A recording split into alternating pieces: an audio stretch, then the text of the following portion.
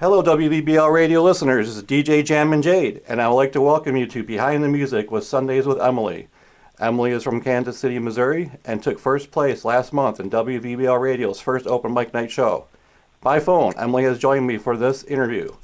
Emily, I would like to congratulate you again for taking first place in last month's open mic night show, and I would like to welcome you to WVBL Radio. Thank you so much. I'm so grateful for this opportunity. Oh, it's an honor. It's an honor to have you with us. So, Emily, how have things been since last month's open mic night show? According to your Facebook, it looks like you've been pretty busy and getting a lot of exposure. Yeah, I'm just always blown away when anyone is willing to play my music, and I kind of started just finding radio stations that supported indie artists little by little last summer, and send my music out, and then, with just zero expectation. But then now I think that I've now reached like 35 different radio stations that are playing my songs, and I'm just completely blown away. It wasn't a particular goal of mine last year, but it just makes me feel so excited, and so I don't know, it just keeps encouraging me to keep creating and to put my music out there, to put a good message out there. And it's just super humbling because I am nobody. So I'm just, every single time, every new radio station that picks me up, every radio station that's already been playing my music and they decide to play it again, my mind's kind of blown, because it's just the coolest thing, because, these songs start out as like little seeds and that just grow in your heart, and I've always called them like little babies, and you burst them into the world, and right. You hope that other people maybe like them, and then it's just crazy when other people are like, I get that, I love your message. It's just super humbling. Oh, for sure. We're so glad that you did reach out to us. And I knew from the very beginning when I first heard your first song, and I'm like, this is somebody special here. This music is going to take off. And then we went forward. Of course, then we went forward with the open mic night show. I'm going to get too far ahead of myself here. So, but no, it was just, it's just really amazing, and very, very humbling for us as well, because we are a newer radio station.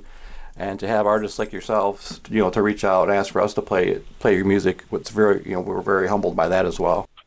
Well, I think that it's this open mic concept is really awesome and a really incredible opportunity, because each time, I decide, well, which song is the best fit for this radio show. I have a hard time picking one, because none of them encompass me as an artist, in one shot. So to me, this was such a cool opportunity to get 3 different songs out there, to show 3 different sides of myself. Right. And that's just really cool. So thank you, because I felt like I got the opportunity to show myself in a more well-rounded way. Excellent. I'm so glad to hear that. Okay, and how about, before we get into the Q&A of the show, how about we share your music bio for our listeners? Okay, sounds great. Emily is a singer-songwriter from the Kansas City, Missouri area who began Sundays with Emily on Instagram as a rejection of status quo Christianity. She wrote her first full-length album, Submarine: The Bittersweet Descent, in September of 2022, to express her evolving perspectives on spirituality and conservative ideologies. Standing tall, at 6 feet 1 inch, Emily disappoints strangers weekly by telling them she's never played basketball. This was nothing new, though. She learned at an early age that she could make people cry after noticing tears streaming down the faces of teachers, parents, and friends during a 5th grade solo performance. At 14, her father taught her to play guitar, and she soon found herself performing at events around Missouri, including the State FFA Talent Show and eventually a pre-show set at Starlight Theater, before collaborating with Kansas City artists to form Running at an incredible rate. The band went head-to-head with other CMSU bands at Warrensburg's infamous live music venue, The Set List, eventually beating out local favorite Axiom for the win. Fast forward to 2008, Emily was in the hospital after giving birth to her first son when she looked up at the TV to see former Axiom lead singer, David Cook, performing on American Idol. Emily recalled, "Hey, we beat that guy in Battle of the Bands." Emily and her husband had another son, and raising her 2 boys became her priority.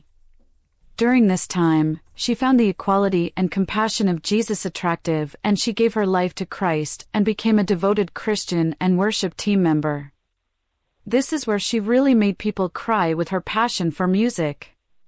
During her journey, Emily also felt called to anti-human trafficking efforts and became a victim advocate before eventually being appointed to the Missouri Attorney General's office to coordinate statewide anti-human trafficking efforts.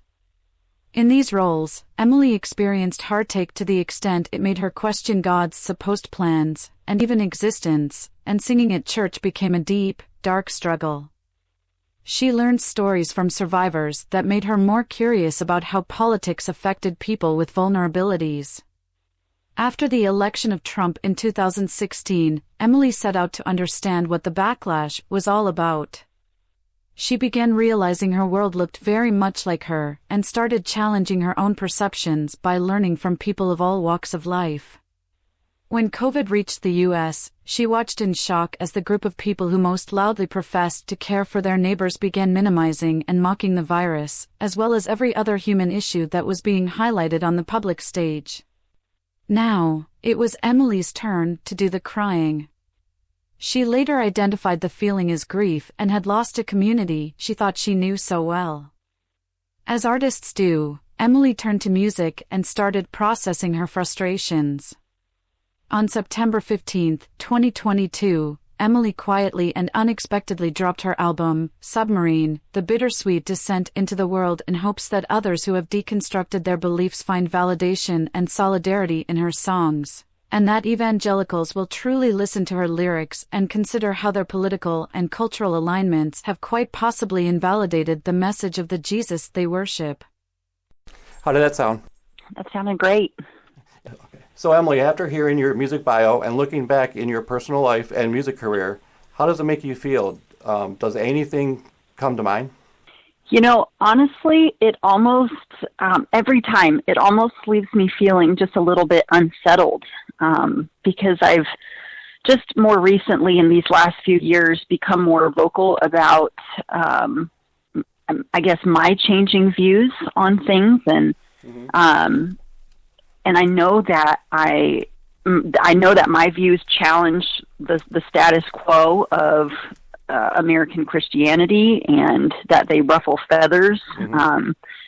I particularly, I live in a rural community outside of Kansas City, and so here in Missouri, it's very politically red, and you know, there's Trump flags and bumper stickers and "Let's Go Brandon" flags all around me, and so it's kind of funny because I actually started the Instagram page for Sundays with Emily, because that was, to me, a safe place to put these thoughts as I was starting to explore, like, hey, this doesn't line up with what I've been taught in, you know, in church, and what I've been reading in the Bible, and you know, I just started really noticing this merge of Christianity and conservative politics, and now I understand that really that is a tie that's been going on for a long time. Yep. But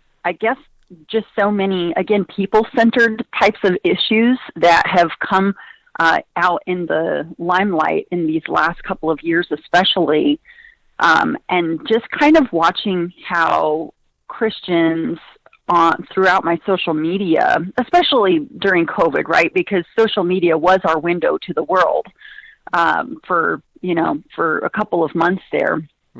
And so, you know, watching the group of people who have professed their entire lives, their whole identities, you know, found in Christ, turn around and say incredibly harmful things to minority groups, and not even like almost more of like a minimizing and a mocking and a dehumanizing rather than just listening to people who are affected by these issues. Yeah, so that it was just like very shocking to me, and it caused an entire like identity crisis in me because I really had to start digging deeper to understand how I felt about certain issues and how that aligned with my beliefs. Mm-hmm. And eventually I even kind of separated that from spirituality altogether and just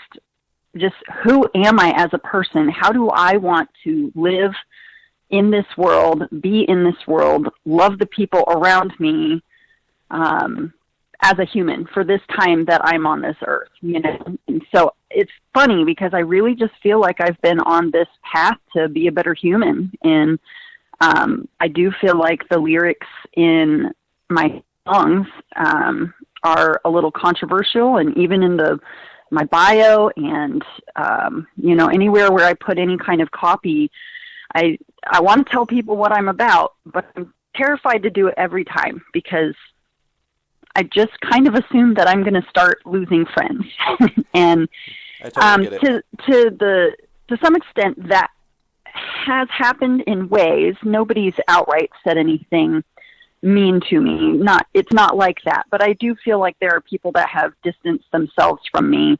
But then the people that have stayed with me, even I've been really surprised. There have been people that I know look at things much differently than I do, who have continued to support my work, and that kind of blows me away too. So overall, I feel like I've had a lot of support, but I still get terrified every time that we talk more in depth about my personal, you know, journey, I guess. Absolutely. For one, I'd like to say that, for one, you're not alone in your thinking.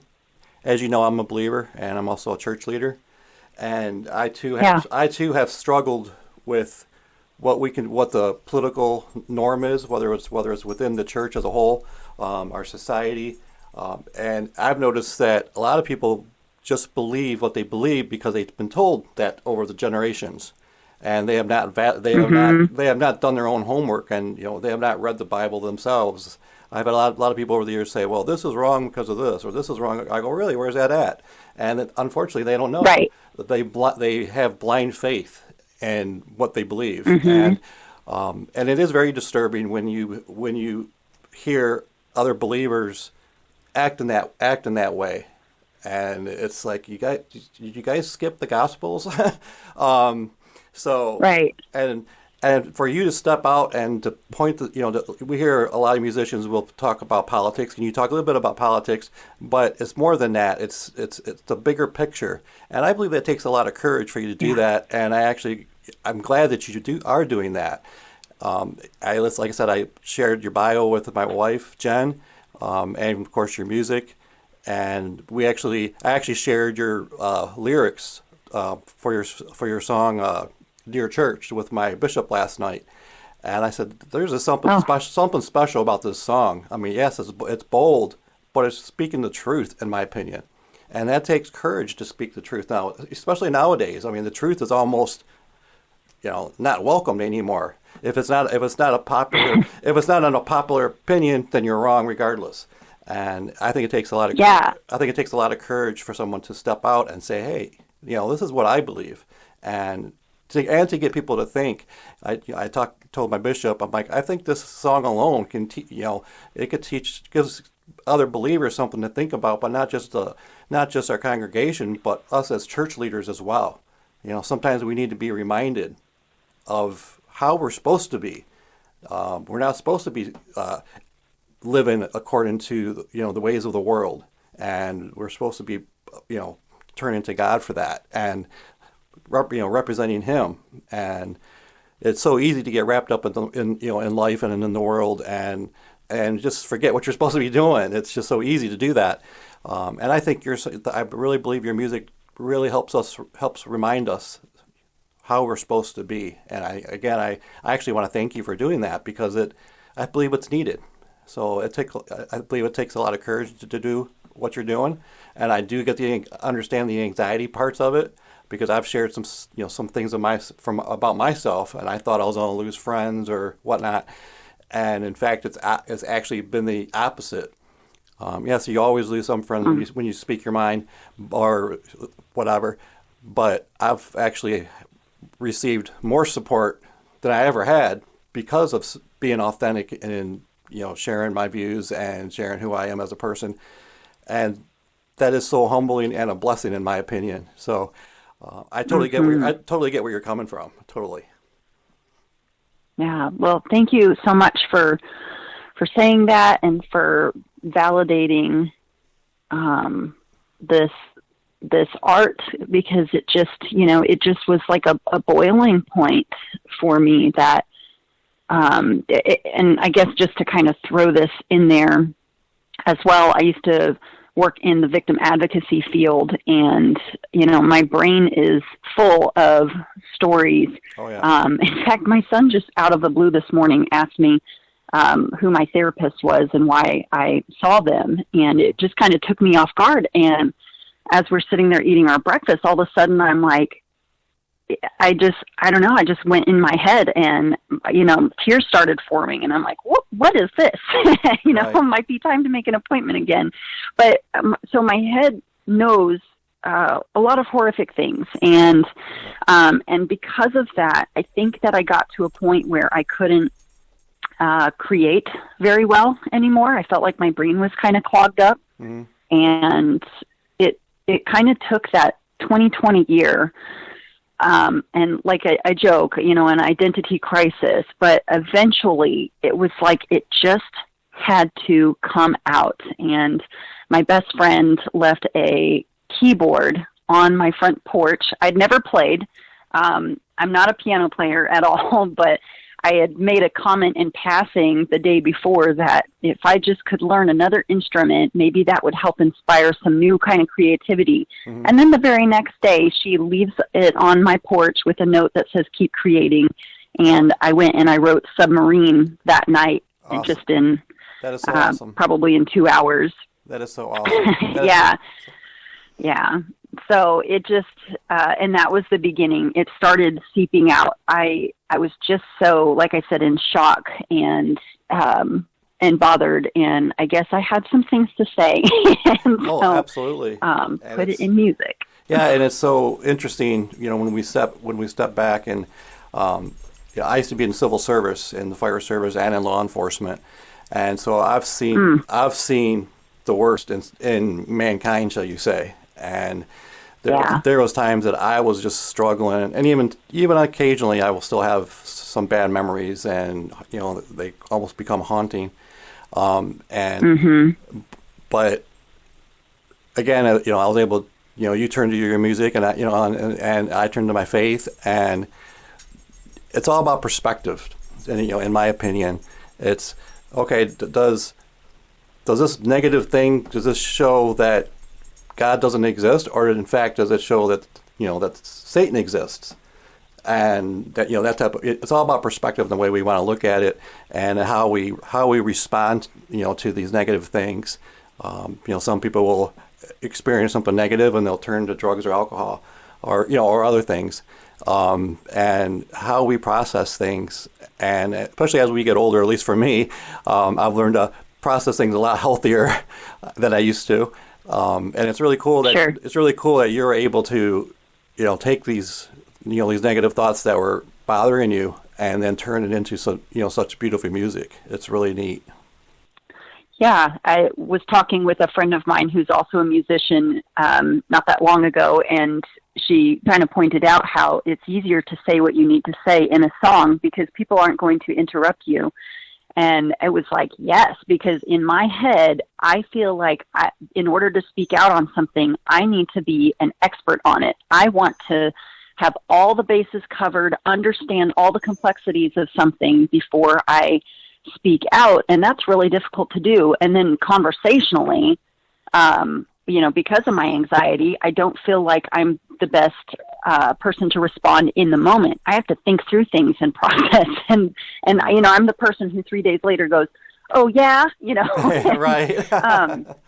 But when you put it in a song, people aren't going to interrupt you. You can just speak your thoughts, and kind of like I mentioned in the bio, I didn't tell anybody that I was recording this album. I just one day was like, okay, here's where I've been. Boop. That is so neat. It's so neat. I talk to other artists as well, and they don't always. They oftentimes they'll tell me they're working on a new album or a new song, but they don't always do that. And when they surprise me with a new song, I'm like, that's okay. I'm super super jazzed over it. And then when I hear their art, and it's just so cool. And so I totally get how and perhaps why you did the way things you did it, and obviously it worked. So that's really cool. Yeah. We heard in your bio that your father taught you how to play the guitar, which is really awesome. Has there been anyone else, personally or professionally, who has helped, inspired, or supported your music that you would like to share? Yes, definitely. So I feel like first and foremost, my brother, and he's been working in the fitness field for over a decade, but he really loves to expand beyond just fitness goals. He likes to see people reach their dreams, and try and create the life for themselves that they want. And we started talking about music. I think it was about 2020, about that time frame. And he's just been incredible for me to lean back on. He helps me to organize my thoughts and really strategically plan goals for myself each year. And he was the one that really kept pressing me, like, just start writing, just start, write as many songs as you can, like, just start those juices flowing. And I think it would have been really easy to give up on music if I didn't have him cheering me on in the background. So I'm really thankful for my brother. And his birthday is actually on February 15th. So if this happens to air that day, or if it airs around then, just want to give a huge happy birthday shout out to him, because I love him so much and I'm so thankful for him. So, so that's my brother. But also, let's see, in 2022, I connected with Linz from the Music Marketing Method based out of the UK. And she has been super foundational in building the foundation for me to release my album. I did some her course, and then also there's a community of musicians, and we all strategize and encourage and help each other out. We all have different experiences within the field of music, and so that's been a really cool group to be a part of that keeps me going forward as well. There's also a musician called Ari Herstand, and he has a book called How to Make It in the New Music Business. And I mean, his knowledge is incredibly helpful as well, because we're in a new era of music. Yep. Where indie musicians have the opportunity to really create a life of, making a living off of music more than ever before. And so he knows the ins and outs, and he's done it himself. And so that's somebody that I look to. I read his blog. I have been for a decade, and it's been fun because he's now has a really interesting informational book, and he's got some classes that I hope to join at some point as well. And then I also want to again give a shout out to my best friend Anne, and who gave me the keyboard, and my friend Lindsay, who actually I have two Lindsays who were pretty crucial to encouraging me, who responded to my music and let me know I wasn't alone in my thinking. And another girlfriend named Rachel, who she's one that she and I look at the world completely different differently at this point, but she just continues to keep encouraging me. She believes in me, and it's just pretty incredible to have the kind of cheerleaders that I do in my life. I'm really, really thankful. That's awesome. That is really awesome. It is so important, to have a support system, whether it's friends, family, professional people, and to have people that know a little bit more about things than we do, so we can learn from and improve upon ourselves. So that's really awesome that you have so many people, personally and professionally, supporting you. So that's really nice to hear. Yeah, there's so many different facets of the music industry to understand, and it's impossible, to do it all yourself or all in like a timely manner. It's not even a book that you can read in 1 month and suddenly do well at everything. You almost have to like pick a strategy and go, okay, this year, this is going to be my focus, and, and start rocking that. And, it's really, this is kind of where I come back to my brother who, when I say strategically helps me plan my goals, he's huge on don't burn yourself out. What are a few realistic things that you think you can accomplish this year that gets you closer to that dream life you have of making a living as a musician in 10 years, And so, that first year was like, I've got to write the songs. So I wrote the songs. The second year was, well, I've got enough songs now. Let's record it and get it out. And then the third year was promoting it and the music, and also starting to, dip my toe back in the water of performing live again, which I did. And so, and this year it's going to be hopefully just kind of beefing up those efforts to start touring a little bit more. Awesome.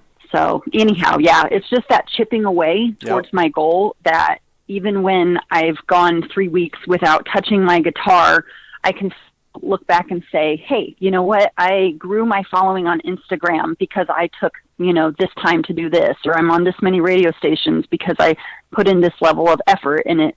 Every time a new radio, station comes on and says, we'd love to play your music, it's like, it's so encouraging, and it's like, just keep going, because this is it. This is the pathway. Yep, and that's definitely one of the most exciting things about what I do. It's because it's such an honor to be able to offer that, to artists like yourself. And I can only imagine, being, in your shoes and not knowing how it's going to be received, how your music's going to be received, or if, is the station going to like it, is the listeners going to like it? And I feel so blessed to be able to offer that to people. And I was just sharing that socially on my Facebook the other day, and it's the best job I've ever had. So, well, it's so cool, and it's so appreciated, and I feel blessed to be a part of that. Excellent. So I'm grateful. That's awesome. Okay. Now we talked about how you've had people, personally and professionally, support you. But as far as your music goes, has there been any bands or genres, throughout your life that kind of inspire you in the type of music you write? Oh, for sure. I heard a long time ago that you tend to stick with the same music throughout the course of your life as when you were a teenager. And I think that there's a lot of truth to that for me.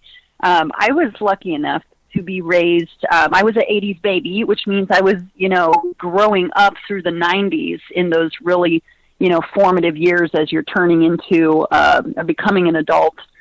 And so, anything alt rock from the 90s and the early 2000s, even, I just love that grungy, that alt electric guitar sound. And, I had like the Cranberries, Alanis Morissette, and then Evanescence, and like even Avril Lavigne, and then Paramore.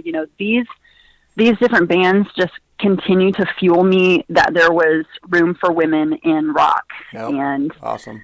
And then also like I love the band Muse. They showed me that you could have this beautiful melodic tone to your voice and pair it with hard guitars, still have that sound, and do something beautiful and exist within the realm of rock music too. So I would say that those are just a handful of bands that influenced me. Awesome. Very cool. Very cool. I know we touched a lot about this next question already, but maybe we can, finally tune in a little bit. Now to go back into your bio, and we've talked about this, in multiple different ways in conversations. And it's obviously that your faith and struggles and your personal life have influenced your music. Is there anything that specifically drives you? Is it the fact that is there anything particular that your goal is with your music? Is it that drives you for that? Well, I think what it really comes down to is that I really want people to start thinking for themselves and quit regurgitating rhetoric and really start listening to the people at the center of the issues that they're weighing in on. I just feel like we have this tendency to see issues instead of humans. Yep. And I guess that's what's been so bothersome about it is, you can have this stance on security at the border, but also you can understand that there are real humanitarian crises happening around the world that are propelling people towards us because they see this, the quote unquote American dream and want to be a part of that as well. Exactly. They're trying to keep their families safe. They're trying to keep their children fed. Yep. And so it's not just, an quote unquote immigration crisis. Like there's things happening in the world and people are looking at America with perhaps rose-colored glasses, believing in this American dream that we have, that you can come and start a life and raise your family. And, and that's just one thing. I mean, go ahead. I'm sorry. I was just talking with my wife, Jen, the other day, and we were talking about, the immigration issues and the, southern border challenges that's going on right now. And I was telling her, I'm like, I believe sometimes, immigrants that are coming into our country appreciate our freedoms and what we stand for more than sometimes we do ourselves. And and that's kind of disappointing, to see that and to realize that. And not only that, like you mentioned, we watch the news or whatever, and it's just drama, and and it's just fueling, the frustration and the anger, and therefore we're losing our empathy towards people and towards these situations, And I mean, for someone to illegally enter the United States, that's dangerous on many levels, and one can only imagine how bad was their life, or that they had to literally risk their lives, to try to come into our country and to chase the lives of their children, right, and to chase that American, the American dream.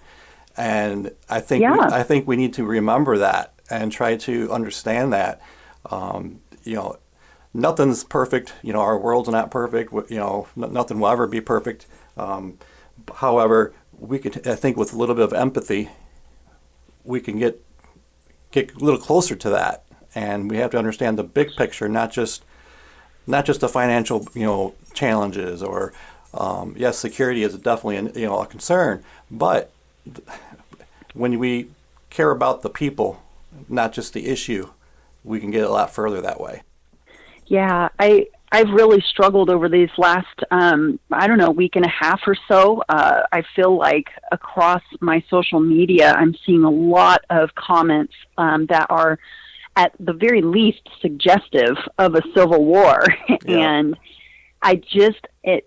and by the way, these are also people that are posting about their faith every day as well. And it to me, there's such a a cognitive dissonance between the two, because these are, again, like you said, with the empathy. I mean, can we, before we like jump off into the war, the ocean of war, mm-hmm. and what that would really mean internally for our country and for our people, can we really not, be more mature and act like grown-ups and, crazy idea, collaborate, to try and find a solution that both better vets people, coming into the United States for security purposes and helps the people who need the help in maybe more creative ways. It just kind of blows my mind that people seem to be eagerly awaiting a war rather than trying to find solutions to real problems that are affecting real people. Exactly. I oftentimes say, you're either part of the problem or you're part of the solution.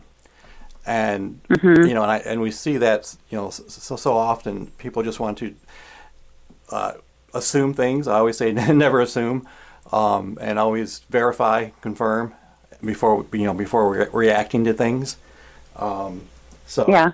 But we see it all the time, and I think we forget, the old saying goes, the grass is always greener on the other side of the fence, but we get on the other side of the fence, our neighbors have problems too, but we all still want the same thing. And I think sometimes we forget that just because we've got problems and, this one person may have said something mean to us, but we don't know what was going on in their life at that time. And, right. Okay, Emily, I would like to share a few things. First, when I heard your music, I had no doubt about your success. I knew WVBL Radio would be adding your music, but in fairness, I needed to wait for the open mic night show, and what a show it became. Our Facebook notifications were going crazy that night. Seeing your enthusiasm was a blessing enough for me, but then I had Whitney Waz messaging me immediately. She was actually on vacation in Florida. She's from Detroit, and she was actually on vacation. Just got down to Florida just like an hour or two prior to the show, and she took time out to help judge that show. And your song your music wasn't on for a minute, and she's messaging me. She's like, "This artist is so I really like her music. You really I'm like, yeah, I think she's on to take this one." But we had to give our listeners the opportunity to vote and see what they wanted too, because sure. The station is not just about us. It's not about me. It's about our listeners. It's about the artists, and to keep things fair. And not only did I have Whitney Waz, I had one of our members of our community, Lauren. You may have seen some of his comments on your social media during that period of time. He was messaging me too. He's like, Emily, she's got such a great voice, and I love her music. So it was like right out of the gate. It was like boom. So it was really neat to watch. Really neat. It was like watching a star be born, and it was really exciting. And then I got to know you a little more through your social media and your music bio. My wife and I both when we listened to it, it was just like wow, and she's so amazing. So when you recently shared that you were surprised that we wanted you on the show, you had our support since the very beginning, and it has really been a blessing to have you part of WVBL Radio. So I really wanted to share that with you.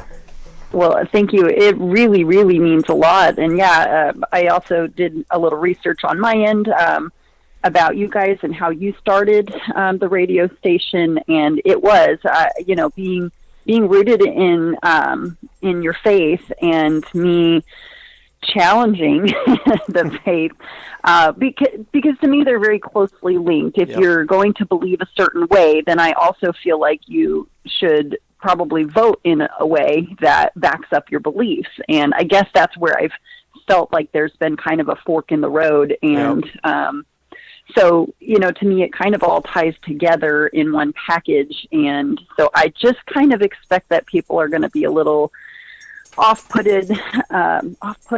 by by what I have to say and by what my music has to say.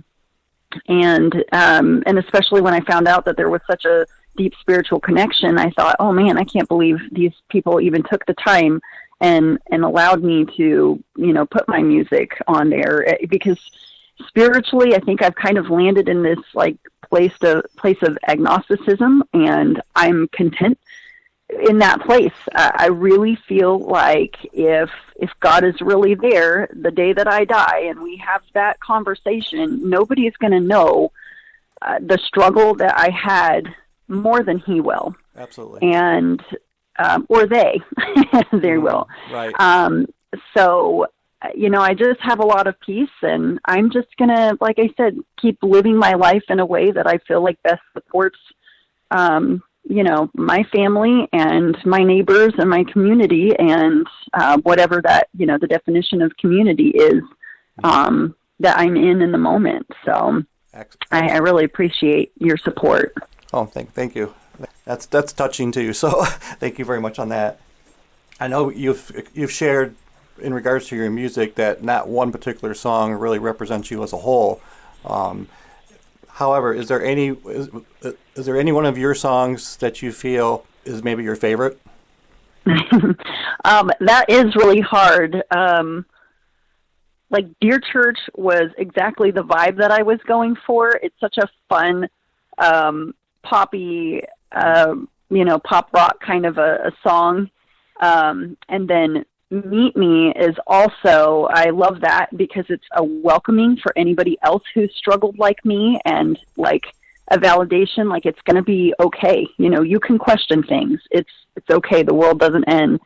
But I think that somewhere in the middle has a special place in my heart, because it actually took me 3 years to write. It was one of those songs that I came up with this chord progression that I really loved. And it actually started out as a song about not being able to write any songs. And then wow. It ended up like so pretty that I was like, you know what, this deserves more attention, better lyrics. And I just could never put it together.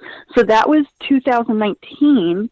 And then fast forward to 2021, after, all of us had so much life experience, right, in that 2020 year, yep. And beyond. And I felt like I was finally able to just capture, like, my authentic self.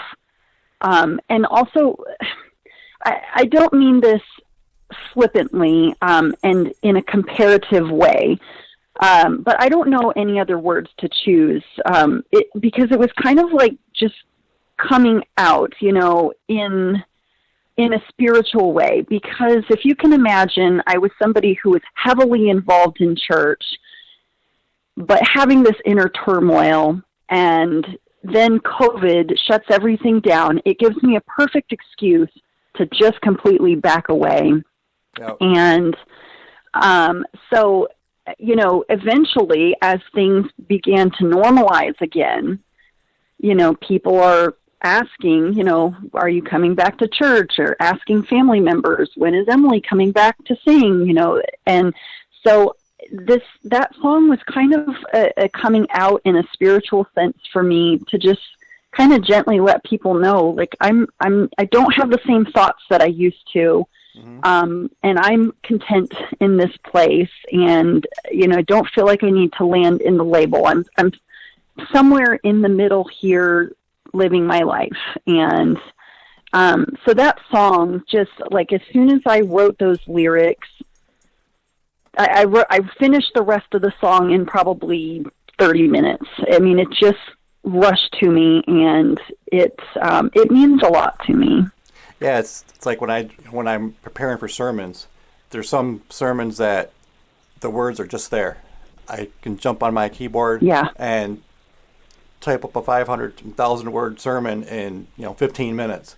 But then there's some topics that I just have to just dwell on for a while. I mean, it might take days, it may take weeks, it may take months, and it's on my heart. Yeah. It's on my heart, but then all of a sudden it just comes together, and boom. Right. So I can get, as far as the creativity goes and ways of expressing, I could understand that. And in regards to 2020, with the COVID pandemic, there was so many life lessons we had to learn certain things.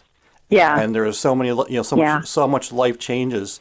And it's interesting that how some people reacted to that. Some people reacted negatively, of course. We've already talked about that. But then again, like yourself, and I've talked to other artists that we've had on the station, it seemed like 2020 was a pivoting point for some of the other artists as well, because it gave them an opportunity. It's like, hey, okay, well, I can't do anything else. Now here's an opportunity for me just to focus, creatively, with my music. And again, to me, it's a perfect example of perspective and how we react, to a situation, positively or negatively. And and so I totally get that. It's really cool. Now, as I see you as a successful artist, do you have any suggestions or thoughts to others who are interested in chasing their music career? Oh, yes. So I already mentioned the music marketing method and Airy Herstand. These are a couple of industry professionals that I feel like you can really get a lot out of by learning. A lot of their material and content is free, and then there's also, of course, programs that you can get involved with that you pay for. But to me, they paid for themselves in the first 24 hours because it started putting pieces together, because you can't be an expert on everything. Right. So, really doing some research and in those tools, understanding what tools you already have and what tools you still need to put in your belt, and then finding the solutions for that. And for me, it was Lynn's and Airy Herstand have been instrumental in that. But I think maybe the biggest thing is that I really do believe more than ever that it is a reality, not just a pie in the sky dream, that people can make a living playing music. I'll never forget, I actually put out a Christian EP back in 2013, and it's called Lead the Way. And I at the time, they had suggested, you should probably join ASCAP or BMI, a performing rights organization. And I landed on BMI, but I felt so silly being this stay-at-home mom living in rural Missouri, small town nobody. And I remember calling BMI up and saying, I'm nobody. I'm just stay-at-home mom. But I guess I need to register my songs with you guys and join BMI. And I'll never forget that the guy on the other line told me, Emily, for every Rihanna, there are 1,000 other musicians you've never heard of, who are making a living playing music. So, don't act like that. That's awesome. And I've really seen that play out. I mean, I start looking around me and, and for me, I'm in a situation where I live out of our kids' school district, and I really love our school district. So I took a job working at the school last year and then upgraded to teaching. And, awesome. Very cool. I'm doing this for four more years, and then I'm really hoping, to make the most out of my summers and do the little things that I can on my side hustle to make it be something that is, my main source of income in a few years. So I believe that it is possible. You just got to show up and do the work for yourself as much as you possibly can, exactly. Without burning out. You have to keep inching away. Right. You definitely have to have a balance. It's like when we started the radio station, I mean, for the first, couple of months, it was like I was always in the studio. I mean, I was on the computer or in the studio, 18, 20 hours a day, but then eventually I'm like, okay, I need to take a couple of days off here and let my brain, recoup and get that balance. So Emily, do you have any, you talked about possibly going on tour in the future, but are you working on any new releases right now, or are you planning any shows here in the future? Well, I am writing when it comes to me, when I have, not just time. I should practice what I preach more. And it's been really hard for me to be in a creative space, this year as a first year teacher. I teach business. And so as an elective, I actually have 6 different classes that I teach every day. And that has been, oh my goodness, we really have to appreciate our teachers, guys, because I knew that it was challenging. And I never underestimated that, but I think I did underestimate the depth of what that really looks like. And it's hard to not be in your mind, in your work mind all the time, because it's so demanding. So I've had a hard time being creative. That being said, though, there's definitely been moments where, it strikes me, and I, just try and keep a pen and a paper handy. And when I get my guitar out, just see if anything comes up. So I have actually written a few more songs, but I don't think I'm ready to go to the studio yet. I've decided that really what I'd like to see happen this year is to get a little bit more serious about touring. Last year I played in Taos, New Mexico and Denver, Colorado.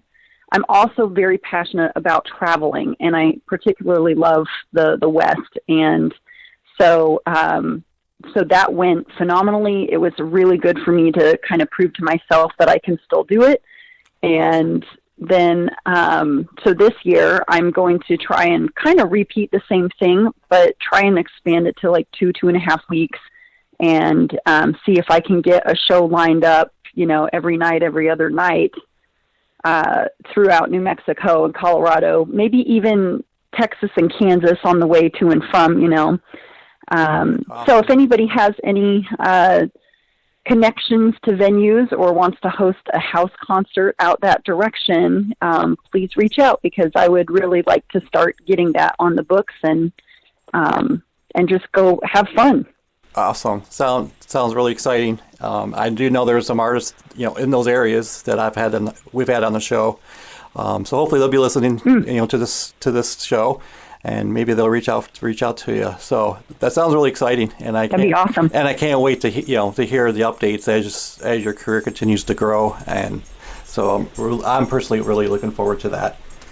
Well, I thank you, and I also feel like it's worth noting that I'm 41, and I have felt all my life like my life was ticking away, like my opportunities were ticking away, especially as I started rounding into my early 20s. Now I'm mid-20s. Now I'm 30. Oh my gosh, I don't have a chance in hell of making it in the music industry as a woman now. You see so many young artists popping up, but then you see somebody like Brandi Carlile, who was 38 when she was on the Grammys. And I remember looking at her like, oh my gosh, she did it. Like, that was my first thought. She did it. She went against the grain. Yep. She is not a 18-year-old pop star, Yep. There she is doing her thing. So I'm, kind of in that boat of like, hey, I'm going to just choose to believe in myself. People see, I hear myself and I'm like, what do people see or hear in this? But, like I said in my bio, my whole life I've been making people cry when I sing. So somebody's feeling moved by what I'm doing. And I'm going to just keep doing that because it's what I feel like I'm supposed to do in my heart. Yep. Just be you. Just be you. Yeah.